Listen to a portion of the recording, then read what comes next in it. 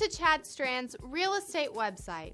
If you're buying or selling, he can help. His website is designed to guide you through the process. Call Chad today for a free no-obligation appointment. 612-849-4600. Why are we so worried about our careers? Why do we care so much about our reputations? Partly it's to do with money, of course, but there's another, more psychological aspect to our fears as well. We worry because we suspect, not wrongly, that the world is full of a frightening sort of person, ready to judge us ruthlessly and swiftly, a person we can call a snob.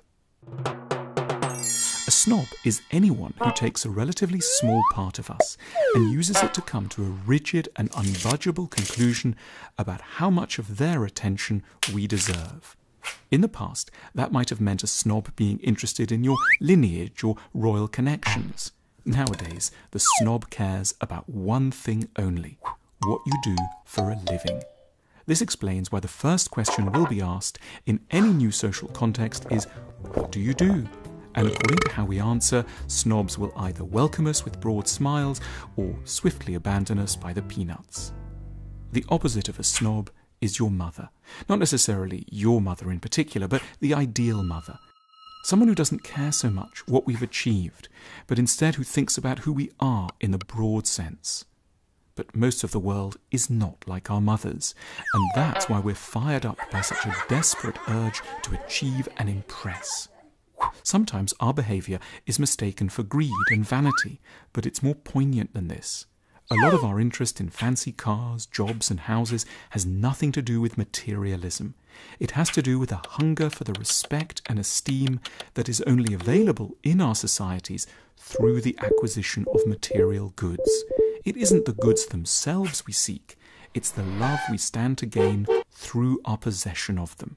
The next time we see someone driving a Ferrari, we shouldn't condemn them for their greed. We should pity them for the intensity of their need for love from the world. At the root of snobbery is a lack of imagination and confidence about how to decide who in the world is valuable. The snob isn't wrong in their background sense that there are better and worse sorts of people around. They are just brutally misguided and slavish in their beliefs about how the superior individuals can be identified. For snobs, it's the already acclaimed and the already successful who are the only ones worthy of respect.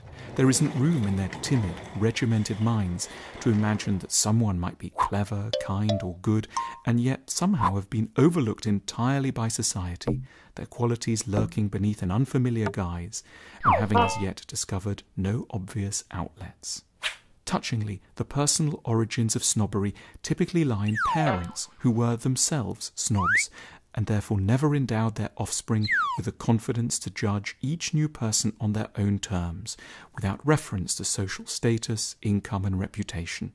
Despite their commitment to surrounding themselves by people of high status, ironically, snobs constantly fail to spot who might one day be feted and applauded. They are misled by the unexpected outward forms that brilliance often takes.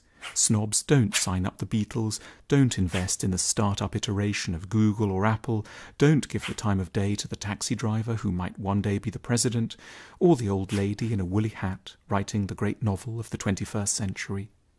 The true answer to snobbery is not to say that there's no such thing as a better or worse person, but to insist that better or worse exist in constantly unexpected places and carry none of the outward signs of distinction.